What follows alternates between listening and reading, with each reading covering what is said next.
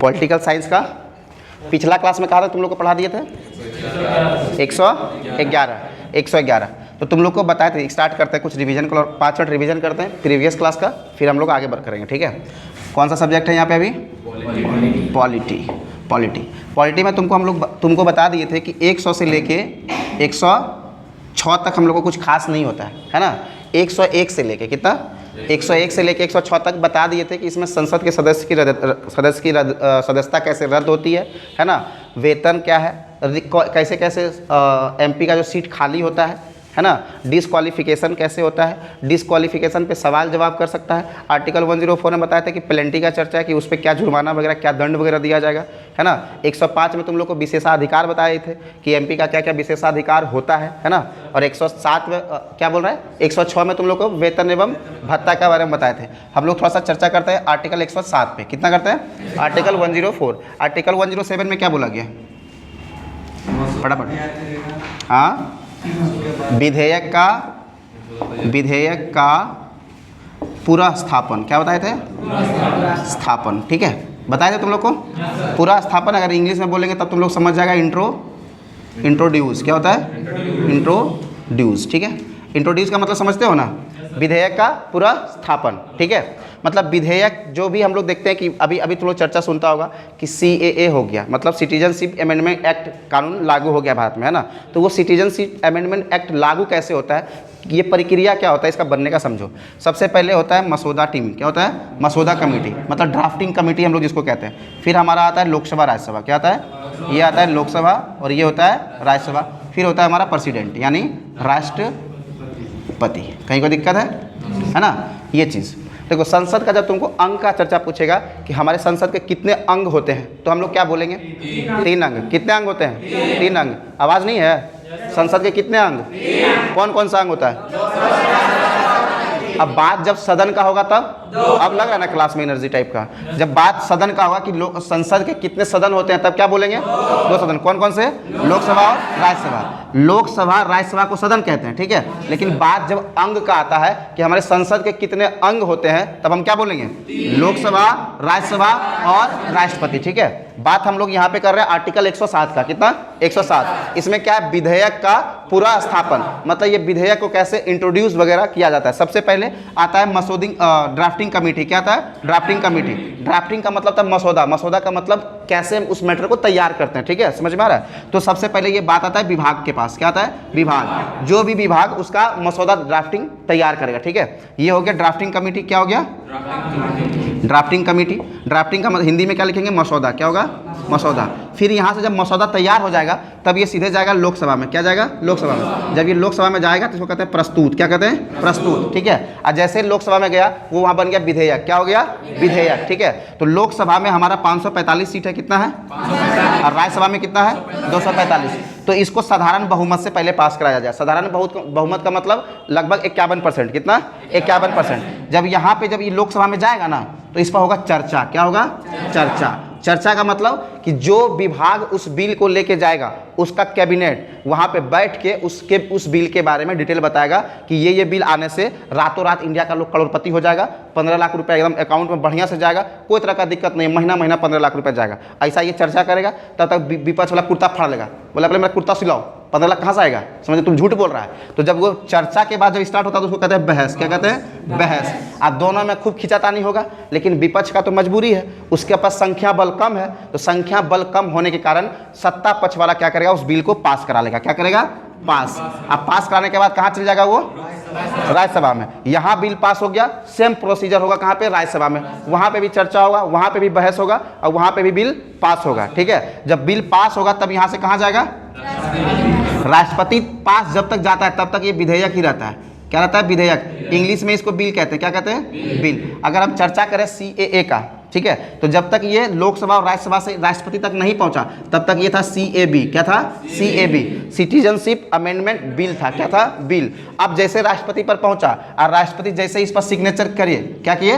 राष्ट्रपति जैसे इस पर सिग्नेचर किए तो ये क्या बन जाएगा? कानून। क्या बन जाएगा? कानून। समझ में आ रहा है? कोई दिक्कत? ये CAB था, सिटीजनशिप अमेंडमेंट बिल। यहाँ साइन हुआ, ये क्या हो जाएगा? CAA, citizenship amendment act. समझ में आ रहा है? ये बिल किस में कन्वर्ट हो जाएगा? कानून में। तो इससे ये समझ में आता है कि अगर हम कोई भी विधेयक को लेके जाते हैं तो फाइनल मुहर उस पर किसका लगता है? राष्ट्रपति का।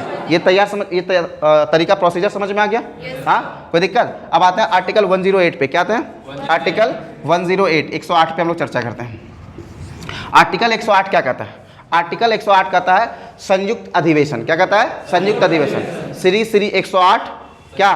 राष्ट्रपति देवो भव, है ना। तो राष्ट्रपति का चर्चा है यहाँ पे कि राष्ट्रपति ही संयुक्त अधिवेशन बुला सकता है। ठीक है। अगर तुमसे खड़े खड़े सवाल करें कि संयुक्त अधिवेशन का चर्चा किस अनुच्छेद में किया गया है, ठीक है, आप पूछेगा संयुक्त अधिवेशन बुलाने का अधिकार किसके पास है, तो राष्ट्रपति के पास है। कहीं कोई दिक्कत है? संयुक्त अधिवेशन होता क्या है? संयुक्त अधिवेशन समझो क्या होता है। ये लोकसभा राज्यसभा तो यहाँ भी बना है, बट समझने के लिए तुमको यहाँ भी छोटा सा बना देते हैं। ये है लोकसभा और ये है राज्यसभा। इसके पास कितना सीट? इसके पास कितना सीट होगा? 245 सीट। कहीं कोई दिक्कत है? हाँ। अब मान लो कोई भी बिल है, समझ रहा है, कोई भी बिल का मतलब कोई भी विधेयक है, कोई भी कानून है, उसको पास कराना है। क्या कराना है? पास कराना है। तो लोकसभा तो मान लो सत्ता पक्ष का होता है, तो कानून विधेयक वगैरह तो सत्ता पक्ष वाला ही लेके आता है। तो लोकसभा में पास होना आसानी है, कोई भी बिल को वो तो आसान से पास करा लेगा। लेकिन जरूरी नहीं है कि जिसके पास सत्ता है, जिसके जो सत्ता पक्ष वाला है, उसका राज्यसभा में भी बहुमत होगा। ये बात जरूरी नहीं है। ठीक है, ये जरूरी नहीं है कि जिसके पास लोकसभा में बहुमत है उसके पास राज्यसभा में भी बहुमत होगा। तो यहाँ से क्या होता है ना, कभी कभी कोई बिल पास हो गया और यहाँ पे बिल पास नहीं होता है। ठीक है, ये बिल पास नहीं हुआ, तो ये बिल अगर पास नहीं हुआ और ये बिल लगभग 6 महीना तक पेंडिंग रह गया, कितना? 6 माह तक। देखो 6 माह तक अगर वो बिल पेंडिंग हो गया और पास नहीं हुआ, तब राष्ट्रपति, और वो देश हित के लिए अगर कोई बिल हो, तब राष्ट्रपति क्या करेंगे? उसको संयुक्त अधिवेशन बुलाएंगे। संयुक्त अधिवेशन क्यों बुलाएंगे? कि राष्ट्रपति को भी पता है कि यहाँ 545 सीट है, ठीक है, और यहाँ 245 है, इन दोनों को जोड़ेंगे तो 790 होगा। ठीक है, और हमको बिल पास कराने के लिए 51% चाहिए। तो देखो पहले अलग अलग वोट होता था, अब क्या करेगा? दोनों को साथ में बुला लेगा। अब बोलेगा अब वोट करो, तो अब हमको जीतने के लिए 345 और प्लस 1 चाहिए 46, है ना, यानी 346 सीट चाहिए। देखो एक कर ले, यहाँ 545 है, क्या इसके पास 300 के आसपास सीट है? नहीं है। तो क्या राज्यसभा जीत पाएगा? नहीं। तो संयुक्त अधिवेशन में हमेशा पड़ किसका भारी रहता है? लोकसभा का। ठीक है, तो संयुक्त अधिवेशन बुलाने का अधिकार किसके पास होता है? राष्ट्रपति के पास। किसके पास होता है? राष्ट्रपति। लेकिन तुमसे खखोर के सवाल पूछेगा कि संयुक्त अधिवेशन जो होता है उसको राष्ट्रपति तो बुलाते हैं, ठीक है, लेकिन उसका अध्यक्षता कौन करता है? सभापति करता है, अध्यक्ष करता है, कि राष्ट्रपति स्वयं करते हैं? लोकसभा अध्यक्ष। क्या करते हैं? लोकसभा का अध्यक्ष। बाबू साहब तुम लोग का ना आवाज थोड़ा सा आना चाहिए हमारे तक। ठीक है, लोकसभा का अध्यक्ष उसका क्या करता है? अध्यक्षता करता है। क्या कोई दिक्कत है? तो संयुक्त अधिवेशन का अध्यक्षता कौन करता है? लोकसभा का अध्यक्ष। अभी तक भारत में कितने बार संयुक्त अधिवेशन लगाया जा चुका है? कितने बार बुलाया जा चुका है? 3 बार। कितने बार? 3 टाइम। कौन? कब? 1961, 1978 और 2002। ये 3 डेट है जिसमें कि अभी तक संयुक्त अधिवेशन इंडिया में बुलाया जा चुका है। ठीक है, संयुक्त अधिवेशन 1961 में जो था वो दहेज से संबंधित बिल से था। किससे? दहेज उन्मूलन से संबंधित कोई एक विधेयक आया था, उसी से संबंधित था, और राज्यसभा इसको पास नहीं किया तो राष्ट्रपति क्या कर दिए थे? संयुक्त अधिवेशन इसके लिए बुला लिए थे, क्योंकि दहेज वहेज लेना उचित चीज नहीं है। समझ में आ रहा? अब आया था 1978। क्या था? 1978। ये बैंकिंग सुधार से था। क्या था? बैंकिंग सुधार। बैंकिंग सुधार बोलें या बैंक का राष्ट्रीयकरण बोलें, कहीं कोई दिक्कत नहीं है। बैंकिंग का राष्ट्रीयकरण 1978 में बहुत सारे बैंक का राष्ट्रीयकरण हो रहा था, तो जिस समय 1978 में भी क्या हुआ था? संयुक्त अधिवेशन बुलाया गया। अब आता है 2002। 2002 में पोटा के लिए आया था। क्या था? पोटा। पोटा होता क्या है? पोटा होता है प्रिवेंशन ऑफ टेररिज्म एक्टिविटी। क्या है? Prevention of terrorism activity. समझ में आ रहा है? पोटा एक कानून है, जैसे आतंकवाद निरोधी कानून एक तरह से बोल सकते हो। आतंकवाद की गतिविधि को रोकने के लिए 2002 में एक कानून लाया गया जिसको बोलते हैं प्रिवेंशन ऑफ टेररिज्म एक्टिविटी। ठीक है, शॉर्टकट में इसको पोटा बोलते हैं। ठीक है, ये कब लाया गया था? 2002 में। तुमसे सवाल पूछेगा कि अभी तक 3 संयुक्त अधिवेशन बुलाया गया है, और तीनों संयुक्त अधिवेशन में उपस्थित रहने वाले व्यक्ति का नाम क्या है, जो कि तीनों संयुक्त अधिवेशन में उपस्थित थे 61 से लेके 2002 तक? तो क्या बोलेंगे? अटल बिहारी वाजपेयी जी। ठीक है, कहीं कोई दिक्कत है? वाजपेयी जी। ठीक है, अटल बिहारी वाजपेयी जी। ये क्या थे? तीनों संयुक्त अधिवेशन में शामिल थे। ठीक है, उपस्थित थे। कहीं कोई दिक्कत है? यानी 107, 108 में कोई दिक्कत हाँ, 108 में क्या है? संयुक्त अधिवेशन का चर्चा है। संयुक्त अधिवेशन बुलाने का अधिकार किसको है? राष्ट्रपति को है, ठीक है। लेकिन संयुक्त अधिवेशन का अध्यक्षता कौन करेगा?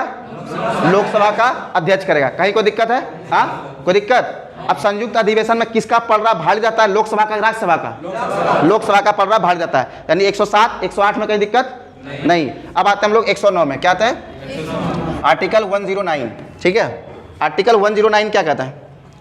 आर्टिकल 109, 110 ये सब है हमारा धन विधेयक से संबंधित। किससे है? धन विधेयक। आर्टिकल हम लोग पढ़ेंगे 109। क्या पढ़ेंगे? 109, 109, ठीक है। अनुच्छेद 109 कहता है धन विधेयक का विशेष प्रावधान। क्या कहता है? धन विधेयक का हाँ विशेष प्रावधान। प्रावधान समझ जाओ, लिखने का उतना जरूरत नहीं है, तुम लोग 1 क्लास का बच्चा थोड़ी है। तो धन विधेयक का विशेष प्रावधान का चर्चा किस में है? 109 में। और 110 क्या कहता है? 110 कहता है धन विधेयक का परिभाषा। क्या कहता है? धन विधेयक का परिभाषा, ठीक है, परिभाषा। कहीं कोई दिक्कत है? धन विधेयक का विशेष प्रावधान किस आर्टिकल में है? किस आर्टिकल में है? 109। और धन विधेयक का परिभाषा किस में है?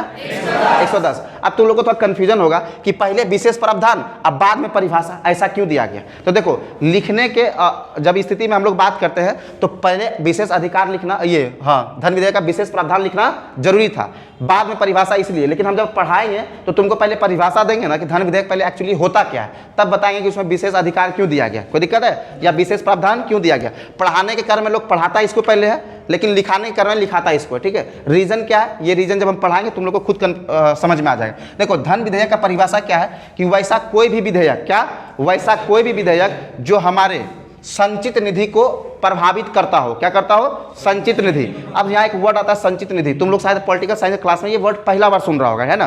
तो संचित निधि का जब चर्चा होता है तो सबसे पहले हम जानेंगे संचित निधि होता क्या है, ठीक है। तुम लोग के पास जो पैसा होता है वो कहीं ना कहीं कोई बैंक अकाउंट वगैरह में रखता है ना, तो सरकार का भी पैसा होता है वो संचित निधि में रखाता है। और संचित निधि किसके अंदर काम करता है भाई? किसके देखरेख में रहता है? आरबीआई के देख में रहता है। किसके देखरेख में?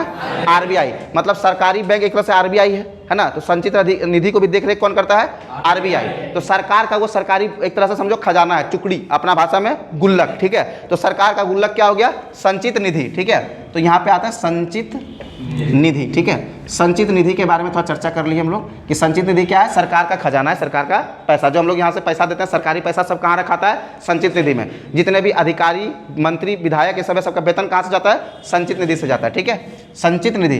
तो वैसा कोई भी विधेयक, ठीक है, वैसा कोई भी विधेयक जो हमारे संचित निधि को प्रभावित करता हो, सब क्या होता है? धन विधेयक होता है। क्या होता है? धन विधेयक होता है। चाहे प्रभावित इन द सेंस संचित निधि में बढ़ोतरी करे या संचित निधि में कमी करे। प्रभावित का मतलब सिर्फ वृद्धि नहीं होता है, कमी भी होता है ना। तो संचित निधि को प्रभावित करने वाला कौन कौन सा विधेयक हो सकता है? एक टैक्स से संबंधित विधेयक होता है। क्या होता है? टैक्स, यानी हम टैक्स में कमी या वृद्धि कर दें। क्या कर दें? टैक्स में कमी या वृद्धि कर दें। टैक्स में कमी करेंगे या वृद्धि करेंगे, दोनों अवस्था में क्या होगा? दोनों अवस्था में क्या होगा? दोनों अवस्था में क्या होगा? अरे टैक्स संचित निधि प्रभावित होगा कि नहीं होगा? क्लास पे फोकस करो, बार बार समझा रहे हैं, लग रहा है सब सो रहा है क्लास में, कहा कहीं का। टैक्स जब हम वृद्धि करेंगे या कमी करेंगे, दोनों अवस्था में क्या होगा? संचित निधि प्रभावित होगा। अगर हम टैक्स कम करते हैं तो भी यहाँ पे कमी होगा, अगर वृद्धि करते हैं तो संचित निधि में वृद्धि होगा। होगा कि नहीं होगा? ऊपर से क्या होता है, जैसे ऋण से संबंधित कोई भी बिल होता है, क्या होता है? ऋण से संबंधित, ये भी हमारे संचित निधि को क्या करेगा? प्रभावित करेगा। करेगा कि नहीं करेगा? हाँ, अगर हम वर्ल्ड बैंक से ऋण लेते हैं, IMF से ऋण लेते हैं, तो ऋण चुकता करते हैं तो हमारा संचित निधि को इफेक्ट करता ही नहीं करता है। हाँ, कोई भी विदेशी बैंक से या विदेशी संगठन से अगर हम लोग लोन लेते हैं तो वो भी हमारा क्या करता है? संचित निधि को प्रभावित करता है। तो टैक्स और ऋण से संबंधित जितना भी बिल होता है वो सब क्या होता है? धन विधेयक कहलाता है, ठीक है। कोई दिक्कत है? ये हो गया इसका परिभाषा।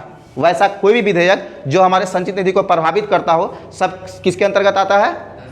धन विधेयक के अंतर्गत आता है। अब आता है कि विशेष प्रावधान क्यों दिया गया। तो विशेष प्रावधान देखो यहाँ पे क्यों दिया गया। सबसे पहले धन विधेयक के मामले में राज्यसभा को कोई अधिकार नहीं दिया गया। धन विधेयक कहाँ प्रस्तुत किया जाएगा? लोकसभा में।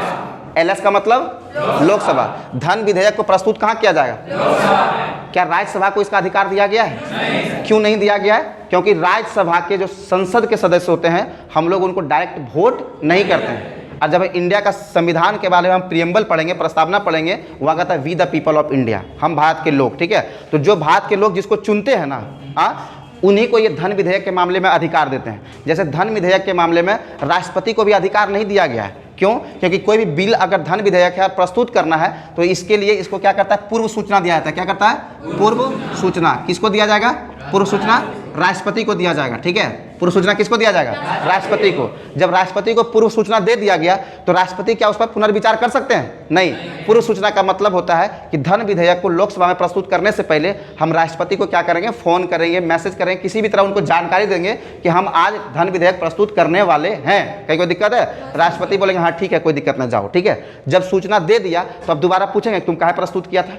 हाँ, एग्जाम्पल के तौर पर ही देखो, अगर कोई क्लास में एंट्री मारता है, हमसे पूछता है कि मैं कम इन सर, हम अगर पढ़ाते पढ़ाते उसको बोले हाँ ठीक है आके बैठ जाओ, अब क्लास में बैठने के बाद उसको डांटे लगे तुम अंदर कैसे आया, तो ये मेरा गलती है ना। तो सेम कंडीशन वहाँ पे भी अप्लाई होता है कि राष्ट्रपति को धन विधेयक प्रस्तुत करने से पहले सूचना दे दिया जाता है, तो क्या राष्ट्रपति दोबारा उसको पुनर्विचार के लिए भेज सकते हैं? तो राष्ट्रपति इसको पुनर्विचार के लिए भी नहीं भेज सकते हैं। समझ में आ रहा है? राष्ट्रपति पुनर्विचार के लिए नहीं भेज सकते हैं। कहीं कोई दिक्कत है? दूसरा, धन विधेयक के मामले में राज्यसभा को कोई अधिकार नहीं दिया गया। राज्यसभा धन विधेयक को बहुत ज्यादा दिन रखेगा, तो 14 दिन तक। कितना दिन तक? 14 दिन तक इसको रख सकता है। कौन? राज्यसभा। 14 दिन तक वो मैक्सिमम पेंडिंग में रखेगा। अगर 14 दिन के भीतर उसको पास नहीं कराता है तो 15वां दिन वो स्वतः पास हो जाएगा। कहीं कोई दिक्कत है? अब देखो, इसीलिए सब विशेष प्रावधान वगैरह पहले पढ़ा दिया गया। क्यों? क्योंकि अगर परिभाषा तुम बाद में पढ़ोगे, अब पहले ये प्रावधान नहीं पढ़ोगे, पता चला कि धन विधेयक है, आ जाके तुम राज्यसभा में प्रस्तुत कर दिया, तो गलत चीज़ है ना। तो पहले बता दिया कि राज्यसभा में नहीं, लोकसभा में प्रस्तुत होगा। कहाँ होगा? लोकसभा में। और कोई भी बिल, कोई भी विधेयक धन विधेयक है कि नहीं है, इसका निर्णय कौन लेगा? लोकसभा का अध्यक्ष लेगा। कौन लेगा? लोकसभा का अध्यक्ष। कोई भी विधेयक धन विधेयक है कि नहीं है, इसका निर्णय कौन लेगा? लोकसभा का अध्यक्ष। नहीं तो होगा ना कि अगर मान लो टैक्स से संबंधित कोई बिल है और राज्यसभा वाला विरोध कर दे, नहीं ये धन विधेयक नहीं है, इस पर मेरा भी अधिकार है, प्रस्तुत यहाँ से होना चाहिए। समझ में आया? तो ये सब विरोध ना हो उसके लिए क्या किया गया? क्लियर मेंशन कर दिया आर्टिकल 109 में। क्या कर दिया गया? आर्टिकल 109 में कि कोई भी विधेयक धन विधेयक है कि नहीं, इसका निर्णय कौन लेगा? लोकसभा का अध्यक्ष लेगा, ठीक है। क्या राष्ट्रपति धन विधेयक को पुनर्विचार के लिए वापस कर सकते हैं? नहीं कर सकते हैं। राष्ट्रपति को भी ये अधिकार नहीं दिया जाएगा। हाँ, हम विधेयक जब प्रस्तुत करने जाएंगे उससे पूर्व हम राष्ट्रपति को एक फॉर्मेलिटी के तहत सूचना दे देंगे। समझ में आया? कोई दिक्कत है? राज्यसभा मैक्सिमम कितना दिन तक रोकेगा? कोई दिक्कत? आर्टिकल 9 और आर्टिकल 110 में कहीं कोई दिक्कत हो रहा है? नहीं। अब आते हैं हम लोग आर्टिकल 111। क्या आता है? आर्टिकल संख्या 111। आर्टिकल 111 क्या कहता है? आर्टिकल 111 कहता है राष्ट्रपति विधेयक पर राष्ट्रपति की अनुमति। क्या है? हाँ, विधेयक पर राष्ट्रपति की अनुमति, ठीक है। ये विधेयक पर राष्ट्रपति का अनुमति क्या होता है भाई साहब? ठीक है, देखो तुमको पहले भी बताया गया कि राष्ट्रपति जो हमारे होते हैं वो क्या होते हैं? कार्यपालिका का प्रधान होते हैं। बताया गया ना, कोई भी संसद का कार्य जो होगा वो राष्ट्रपति के नाम से ही संपन्न होता है कि नहीं होता है? ये सब आर्टिकल पहले भी पढ़ा दिए। तो कोई भी विधेयक जो है वो जब तक राष्ट्रपति उस पर साइन वगैरह नहीं करेंगे, क्या वो विधेयक पास होगा? हाँ, तो राष्ट्रपति के पास ना यहाँ पे विधेयक का दिया गया है, क्या? अनुमति देने का प्रावधान दिया गया कि विधेयक पर राष्ट्रपति का अनुमति होना एकदम जरूरी है। अगर राष्ट्रपति उसको अनुमति नहीं देते हैं तो वो विधेयक समझो कि ऐसे पेंडिंग पड़ा रहेगा। इसीलिए 111 में इसको अगर हम नॉर्मल भाषा में बात करें तो राष्ट्रपति के पास वीटो पावर का शक्ति दिया गया। क्या दिया गया? वीटो पावर, ठीक है। राष्ट्रपति का वीटो पावर का शक्ति का चर्चा किस में होगा? राष्ट्रपति को विधेयक से संबंधित वीटो पावर बोलेगा तो 111। फिर न्यायिक शक्ति तो तुम लोग को अलग पढ़ा दिए थे, आर्टिकल 72 है ना, 32 वाला भी रीट पढ़ा दिए हैं। और यहाँ पे क्या आ गया? विधेयक से संबंधित वीटो पावर का चर्चा किस आर्टिकल में है? आर्टिकल 111, ठीक है। ये वीटो होता क्या है? तो इसमें ना राष्ट्रपति को 3 प्रकार का वीटो दिया गया था। कितना प्रकार का? 3 वीटो। एक होता है अत्यंतकारी वीटो। क्या होता है? अत्यंतकारी वीटो। एक होता है निलंबकारी वीटो। क्या होता है? निलंबकारी। और एक होता है जेबी वीटो, जिसको हम लोग पैकेट वीटो भी कहते हैं। पॉकेट ये वाला पैकेट, ठीक है। समझ में आ रहा है? जेबी वीटो या पैकेट वीटो। कोई दिक्कत? कितने वीटो बता रहे हैं हम लोग भी? 3। कौन कौन सा? अत्यंतकारी। कौन सा? अत्यंतकारी, निलंबकारी और जेबी वीटो। कहीं कोई दिक्कत है? ये 3 प्रकार का वीटो का चर्चा कहाँ पे है? आर्टिकल 111 में, ठीक है। ये वीटो का पावर किसको दिया गया? राष्ट्रपति को। कितने वीटो? 3 वीटो। कौन कौन सा? निलंबकारी और पॉकेट वीटो, ठीक है। अत्यंतकारी के अंतर्गत क्या होता है, देखो सब कुछ लिखना जरूरी है क्या, चलो लिख भी देते हैं तुम्हारे लिए अगर दिक्कत होगा तो। देखो अत्यंतकारी के अंतर्गत क्या होता है, अत्यंतकारी क्या होता है, रद्द। क्या होता है, रद्द। कोई भी विधेयक को रद्द करने का क्षमता किसके पास है, राष्ट्रपति के पास। मतलब विधेयक गया कि फलना फलना कानून बनाना है, लोकसभा पास कर दिया, राज्यसभा पास कर दिया, राष्ट्रपति उसको रद्द कर दिया। समझ में आ रहा है, ये हो गया अत्यंतकारी वीटो। क्या हो गया, इसको इंग्लिश में अब्सोल्यूट वीटो कहते हैं। क्या कहते हैं, अब्सोल्यूट वीटो। एक होता है निलंबकारी। क्या होता है, निलंबकारी, ठीक है। निलंबकारी के अंतर्गत क्या होता है कि राष्ट्रपति ना कोई भी बिल को पुनर्विचार के लिए वापस भेज सकता है। क्या होता है, पुनर्विचार। राष्ट्रपति चाहेगा कोई भी बिल से संबंधित तो कोई भी सुझाव लोकसभा को भेज सकता है, ठीक है, कि जाइए पुनर्विचार कीजिए इस बिल पर, ये जो सेगमेंट लिखा है ये सब उचित नहीं है, इसमें सुधार कीजिए या इसको खत्म कर दीजिए। तो जो राष्ट्रपति सलाह देगा ना उसको लोकसभा मानने के लिए बाध्य नहीं है। समझ में आ रहा है, राष्ट्रपति पुनर्विचार के लिए भेज सकता है, किसके अंतर्गत, निलंबकारी के अंतर्गत। लेकिन क्या लोकसभा मानने के लिए बाध्य है, लोकसभा मानने के लिए बाध्य नहीं है। लोकसभा मन करेगा तो फिर सेम बिलवा भेज देगा, नहीं इसको इसी पर साइन करना पड़ेगा। समझ में आ रहा है, इसमें कोई तरह का त्रुटि नहीं है। तो राष्ट्रपति क्या करेगा, दोबारा पुनर्विचार के लिए भेजेगा, नहीं भेजेगा। राष्ट्रपति मजबूरी में फिर वहां पे साइन करेगा। समझ में आया, कोई दिक्कत है। तो इसमें क्या निलंबकारी में हम लोग क्या देखते हैं, पुनर्विचार। क्या देखते हैं, पुनर्विचार। कोई भी बिल को राष्ट्रपति एक बार पुनर्विचार के लिए भेज सकता है। देखो अमेरिका में ये प्रावधान है, अमेरिका में भी ये प्रावधान है कि अगर वहाँ का जो पार्लियामेंट है, ठीक है, अगर कोई बिल को भेजता है राष्ट्रपति के पास साइन करने के लिए, अगर राष्ट्रपति पुनर्विचार के लिए वापस भेजता है, ठीक है, तो अब अमेरिका में प्रावधान क्या है कि कोई भी बिल, देखो 51% अगर बहुमत लिया तो बिल पास हो गया, हुआ ना। इंडिया में भी 51% होता है, भेजता है राष्ट्रपति के पास।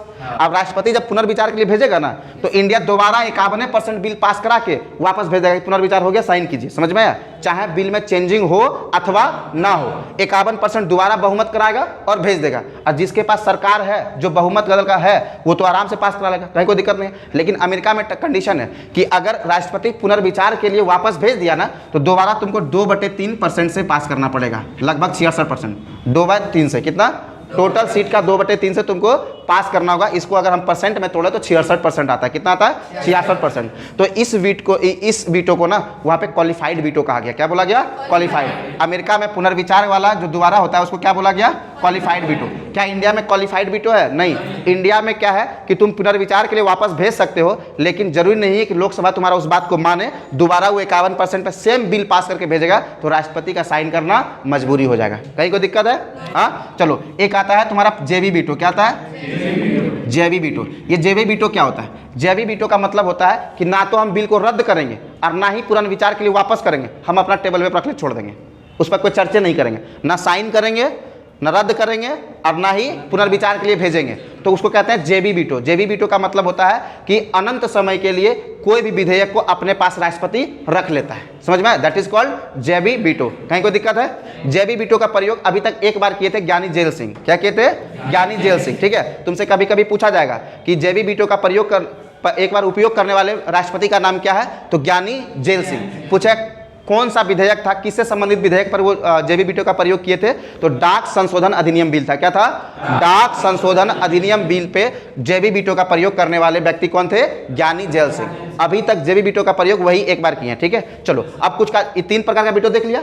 अभी जो वर्तमान में है ना, ये अत्यंतकारी वीटो इंडिया के पास नहीं है। क्या है, इंडिया के जो राष्ट्रपति हैं उनके पास ये अत्यंतकारी वीटो नहीं है। 42वां संविधान संशोधन 1976 में हुआ था। क्या हुआ था, 42वां संविधान संशोधन 1976, उसमें से ये अधिकार राष्ट्रपति से छीन लिया गया, ठीक है। अत्यंतकारी वीटो जो कोई भी विधेयक है उसको रद्द करने का जो प्रावधान था 42वां संविधान संशोधन 1976 द्वारा क्या कर लिया, राष्ट्रपति से छीन लिया गया। समझ में आ रहा है, कोई दिक्कत है, हाँ। उसके बाद समझो, जब ये अधिकार छीना गया ना तो 44वां संविधान संशोधन 1978 में आया। कब आया, उनमें राष्ट्रपति को ये निलंबकारी वीटो का अधिकार दिया गया कि वीटो पर पुनर्विचार आप करा सकते हैं, ठीक है। 42वां में ये रद्द करने वाला छीन लिया गया और 44वां में ये दिया गया, कौन सा, निलंबकारी, जिसमें राष्ट्रपति क्या करते हैं, कोई भी बिल पर वो पुनर्विचार के लिए लोकसभा को वापस भेज सकते हैं। कहीं कोई दिक्कत है, हाँ। ये बिल समझ में आ गया, आर्टिकल 111 समझ में आ गया।